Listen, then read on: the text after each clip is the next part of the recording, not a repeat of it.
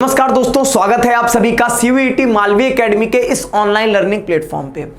दोस्तों, इस समय एक सबसे बड़ा प्रश्न आप सभी को परेशान ये कर रहा है कि जैसा कि ये बताया गया कि डोमेन स्पेसिफिक सब्जेक्ट का जो सिलेबस होगा वो क्लास 12 के एनसीईआरटी से होगा। तो यहां पर बात ये फंस रही है कि सर क्लास 12 के एनसीईआरटी का पूरा सिलेबस आएगा या जो रिड्यूस्ड सिलेबस है वो आएगा। अब बात आ गई है रिड्यूस्ड सिलेबस कहां से आया। कोविड की वजह से बोर्ड्स ने क्या किया था कि 12th एनसीईआरटी के कुछ पार्ट्स को डिलीट कर दिया था और लगभग 30% आपको डिलीट किया गया था। 70% जो बच रहा था वहां से आपके पेपर में, आपके बोर्ड के पेपर में क्वेश्चंस पूछे जा रहे हैं। तो यहां पे बात आ रही है कि क्या जो ये रिड्यूस्ड सिलेबस है यहां से क्वेश्चन आएगा या जो कंप्लीट सिलेबस है वहां से क्वेश्चंस बनेंगे। इसमें एनटीए का क्या स्टैंड है मैं उसकी बात भी आपसे करूंगा। फिर मैं बताऊंगा कि ऐसे ढेर सारे स्टेट बोर्ड्स हैं जहां पर एनसीईआरटी नहीं चलती है या ऐसा हो सकता है कि उनकी अपनी कुछ बुक्स हैं, तो वो लोग क्या करें, अगर उनके वो कैसे एनसीईआरटी के सिलेबस के साथ मैच करें या कैसे वो तैयारी करें, उसकी बात हम लोग यहां पर करने वाले हैं। देखिए, सबसे पहली चीज मैं आपको बताऊं जो इसमें एनटीए का स्टैंड है। एनटीए का क्या आंसर है कि 12th क्लास के एनसीईआरटी का कंप्लीट सिलेबस आपके पेपर में पूछा जाएगा।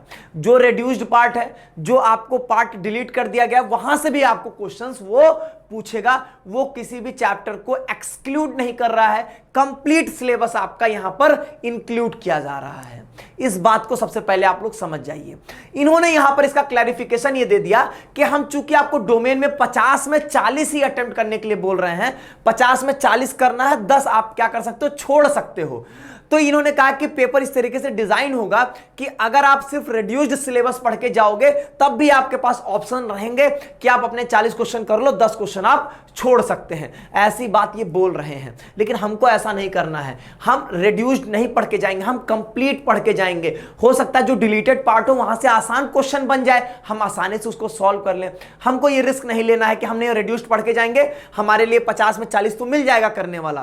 तो यार, उस 40 के भरोसे अगर आप जाओगे तो समस्या हो सकती है। हो सकता है वहां से अच्छे क्वेश्चंस बन जाए, वो हम अटेम्प्ट ना कर पाए। और जो डिलीटेड पार्ट है वो मान लीजिए कि बेसिकली आपका आसान पोर्शन हो रहा हो और वहां से आसान क्वेश्चन बन जाए। तो इसलिए हम पूरे सिलेबस को एनालाइज करेंगे। हम वहां पर ये कतई नहीं देखेंगे कि ये डिलीटेड है, नहीं डिलीटेड है, इससे हमसे कोई मतलब नहीं है। हमारे बोर्ड में नहीं है, कोई बात नहीं है, हम उसको एक्स्ट्रा उसमें एफर्ट डाल के उसको हम लोग तैयार कर लेंगे। तो पहली चीज, हमको कंप्लीट सिलेबस पे फोकस करना है। इस बात को समझ के चलिएगा। ये मत सोचिएगा 10 तो छोड़ने के लिए। अरे 10 आप वो छोड़ोगे जो टफ क्वेश्चन मिलेंगे आपको। ऐसा नहीं होता कि आप जितना पढ़ के गए उतना आप कर ही लोगे। कुछ ऐसे टॉपिक्स होंगे जहां से अच्छे क्वेश्चंस बन जाएंगे, आप नहीं कर पाओगे, उनको छोड़ना है। आसान तो आपको सब करके ही आना है। इसीलिए हम लोग कंप्लीट सिलेबस को कवर करेंगे। बात करें अगर हम लोग स्टेट बोर्ड की, देखो एक बात ये क्लियर है कि एनसीईआरटी का सिलेबस ऑलमोस्ट पूरे देश में अगर हम लोग बात करें चलता है। लोग एनसीईआरटी की बुक्स को जानते हैं और एनसीईआरटी की बुक्स जो है ऑलमोस्ट बहुत सारे बोर्ड्स में फॉलो भी की जाती है। लेकिन कई ऐसी जगह जहां पर एनसीईआरटी की बुक्स नहीं फॉलो करती, तो वहां पे क्या करें। देखिए, कई चीजें ऐसी होती हैं आपके बोर्ड के सिलेबस की जो मैच करती हैं एनसीईआरटी से। पहली बात, उन कॉमन टॉपिक्स को अलग कर लीजिए।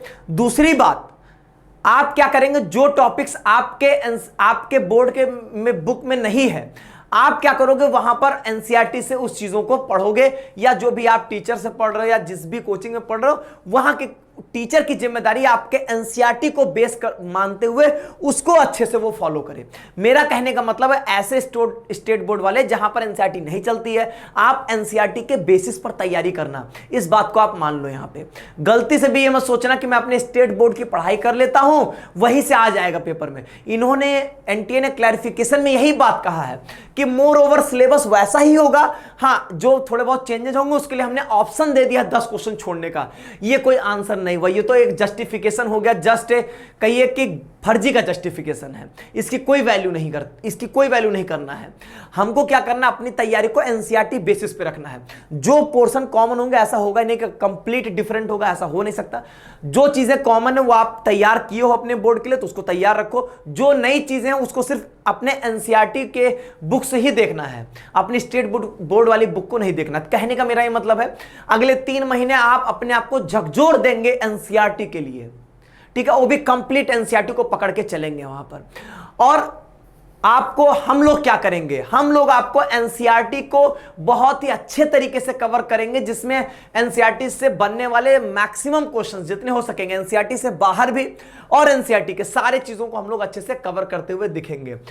बहुत ही जल्द हमारे channel Malviya academy BHU world पे एक बहुत ही बड़ी अनाउंसमेंट होने जा रही है, जिसका गेस आपको सभी को कमेंट बॉक्स में करना है। मैं उसका बस एक आपको हिंट दूंगा कि आपको कुछ ऐसा मिलने वाला है जिसकी आपने परिकल्पना कभी नहीं किया होगा, और उसका मैं नाम बता सकता हूं सीरीज का, वो क्या है, डैश डैश 2.0। अब ये क्या होगा ये आप लोग कमेंट बॉक्स में बताएंगे। तो बहुत ही जल्द तूफान आने वाला है, उस तूफान का इंतजार करिएगा। बाकी आप सभी लोगों को अगर मन में कोई प्रश्न हो तो कमेंट बॉक्स में बता दीजिए, उसके वीडियोज आपको जल्दी मिल जाएंगे।